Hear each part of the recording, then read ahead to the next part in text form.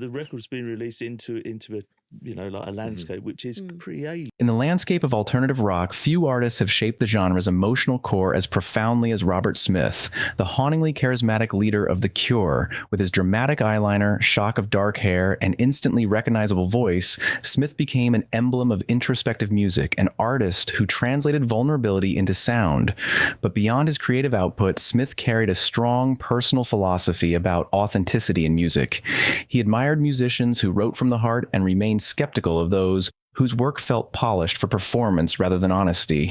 Though never one to wage public feuds, he held private reservations about certain figures whose artistic choices diverged from his ideals. Morrissey lands at number 6, a figure whose lyrical melancholy often drew comparisons to Smith himself. Yet despite their shared terrain, Smith reportedly viewed Morrissey's emotional flair as leaning more toward theatricality than lived sincerity. He respected poetic expression, but insiders have noted that Smith preferred raw truth over stylized gloom. While the two icons never openly clashed, Smith's quiet distance reflected his wariness toward emotion presented as stagecraft. At number 5 is Duran Duran, the epitome of 1980s glamour and visual spectacle. Their sleek aesthetic and MTV-ready persona stood in stark contrast to Smith's introspective approach. For Smith, music was a confession, not a fashion statement. Though he recognized their influence on pop culture, he reportedly felt they favored image over emotional depth, a philosophy at odds with his own devotion to honest songwriting. Coming in 4th is Billy Idol, who emerged from punk's gritty underground alongside bands like The Cure.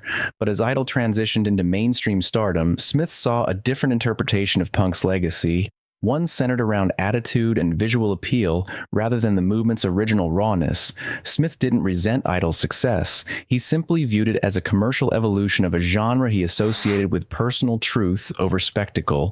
At number 3 stands Madonna, a global force whose artistic identity revolved around reinvention, ambition, and precise pop craftsmanship. Smith respected her talent, yet her strategic approach to stardom contrasted sharply with his belief in music as personal catharsis.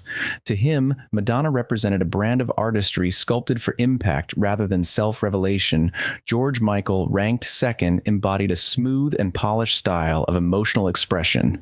While Smith appreciated vulnerability in music, he gravitated towards scars rather than sheen. Michael's refined portrayal of romance felt less aligned with the raw honesty Smith cherished. Different interpretations of heartache shaped by different musical worlds. Taking the top spot is Bono, whose grand humanitarian persona and stadium-sized presence differed greatly from Smith's intimate artistic spirit. Smith admired meaningful messages but preferred subtlety to sweeping declarations. Bono's outspoken activism and larger-than-life charisma simply occupied a space far removed from Smith's quiet internal universe. In the end, Smith's perspectives weren't about rivalry. They revealed an artist fiercely loyal to sincerity. His view of other musicians reflected his lifelong belief that music should come from a place of truth. These contrasts remind us that even among legends, the definition of authenticity can vary in fascinating ways.